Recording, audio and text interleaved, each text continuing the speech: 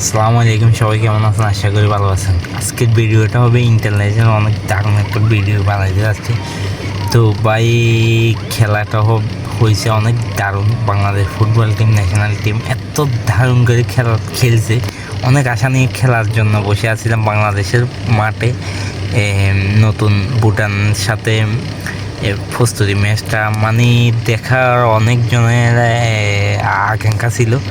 তো এই খেলাটা মানে দেখে এত দারুণভাবে আশা করছিলাম, কিন্তু ইন্ডিয়ার ম্যাচটা যখন হয়েছে তখন ইয়াকে হামজা চৌধুরীকে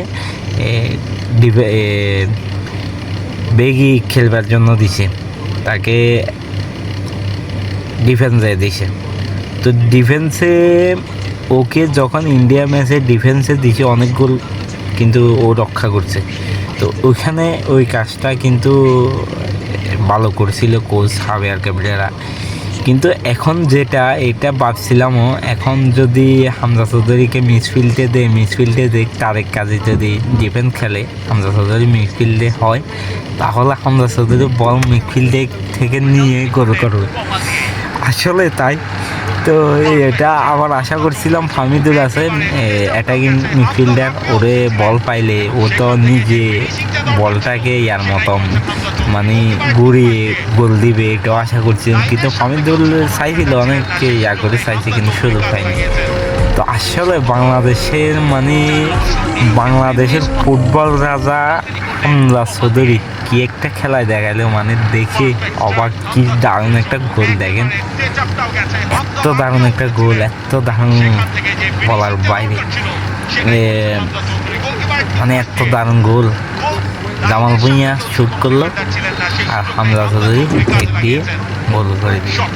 কত দারুণ একটা গোল, মানে দেখার বাইরে। তো প্রস্তুতি ম্যাচটা যদি এত দারুণ হয়, এটা তো মানে বাইরে থেকে যারা আসছে, আমরা বাইরের থেকে তো অনেকজন আছে, তারেক কাজী, জামাল ভুঁইয়া, এরা তো আগে আছে, এদের কথা বাতি দিলাম। এখন নতুন যারা আছে, হামজা চৌধুরী, তারপরে সমীর সোম, তারপরে ফামিদুল, আরও শুনতেছি কিউবা মিশেলও আসতেছে। ঠান্ডারলানে খেলতেছে, ও ইউরোপের ক্লাব ঠান্ডারলানে খেলতেছে।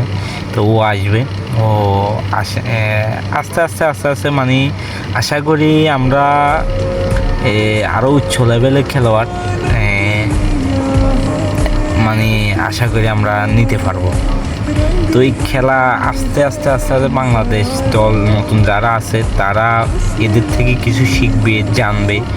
কিন্তু হামজা চৌধুরী শিখিয়ে দিয়েছে, বারবার শিখিয়ে দিয়ে বলে এদিকে দাও। কারণ হামজা চৌধুরী এটা তো পুরান খেলোয়াড়, এরা ইংলিশ প্রিমিয়ার লিগে খেলে আসছে, তো এরা সব কিছু জানে, কোন জায়গায় বল দিলে কী হবে, কোন জায়গায় কী করবে। আমাদের বাংলাদেশের নতুন প্লেয়ারটা তো মানে বুঝতেছে না কোথায় বল দিবে, কোথায় দিবে। এদের থেকে শিখার অনেক কিছু আছে। তো বাংলাদেশ প্রবাসী ফুটবলার যারা আছে তাদের থেকে শিখার নতুনদের অনেক কিছু আছে। তো এটা বলবো। আর আমাদের আমেরিকার দুই ভাই কুইং সোলোমান, এরা কুইং সোলোমান আর আরেকটার নাম জানি কি,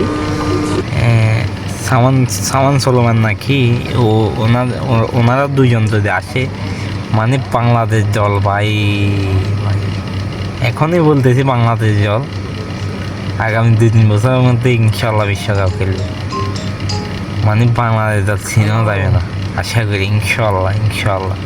বাংলাদেশের ফুটবলের প্রতি মানুষের যে আকাঙ্ক্ষা, যে ভালোবাসা এখন সৃষ্টি হয়েছে, ওই জাতিগতভাবে আমাদের প্রেম হলো ফুটবলের সাথে, কিন্তু বিয়ে হয়ে গেছে ক্রিকেটের সাথে। বাংলাদেশ ফিরছে শিকড়ে, ফুটবল ফিরছে নিড়ে। একটা কথা বলছে আমাদের উপদেষ্টা, বলছে যে আমাদের ভালোবাসা তো ফুটবলের সাথে, কিন্তু টিকেটের সাথে বিয়ে হয়ে গেছে। তো এটাই আসলে মানে হাস্যকর একটা বিষয়। ফুটবলের গণজোয়ার থেমে গেছিল, আবার জাগ্রত হয়েছে। আমরা বিভিন্ন বাইরের লিগের বিভিন্ন ক্লাবের ইয়াগুলো সাপোর্ট করি, কিন্তু নিজেদের কোনো ক্লাব নাই, নিজেদের কোনো কি এত মানে উচ্চ লেভেলে কি দল মানে বিশ্বকাপ খেলতে পারতেছে না, এটা নিয়ে অনেক করতেছে। আচ্ছা, আপনি একটা জিনিস পাবেন তো, মানে আর্জেন্টিনার সাথে হইতেও পারে ধরেন এটা মানে আর্জেন্টিনার সাথে বাংলাদেশের সাথে একটা ম্যাচ। তো আর্জেন্টিনার ফ্যানরা কাকে সাপোর্ট করবে? হইতে পারে কি এটা হইবে, ইনশাল্লাহ হইবে, মানে ধরেন এক্সাম্পল আমি বলে দিলাম আর কি। তো এটা মানে কেমন একটা খেলা হবে, মানে ফুটবল আবার তো ভাই বল খেলতে পারি বা না পারি, বলটা লাতে দিলে মনটা শান্তি হয়ে যায়।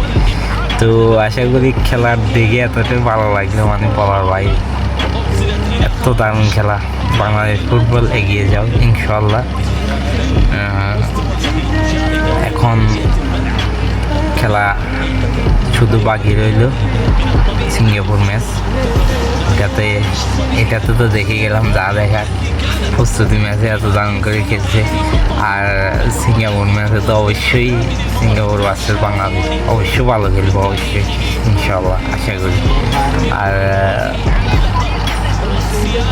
কিউবা মিশেল কামিং বাংলাদেশ, জলদি আসো, খেলা হবে ইনশাল্লাহ। তো সবাই ভালো থাকবেন, ফুটবল নিয়ে নতুন আর ভিডিও নিয়ে আসবো, দোয়া করবেন। আল্লাহ হাফেজ, বাংলাদেশ ফুটবল জিন্দাবাদ। এই জার্সিটাই আমাদের, অন্য আপনি জার্সি পরে ঘুরতে পারেন, কিন্তু এটাই আমাদের জার্সি, এটাই আমাদের পরিচয়, লাল সবুজই আমাদের পরিচয়, আমাদের আর কোনো পরিচয় নেই। সো শুনতে আপনার খারাপ লাগতে পারে, আপনি বিরক্ত হতে পারেন, এই একই কথা কতবার শুনবো, কতবার বলবো।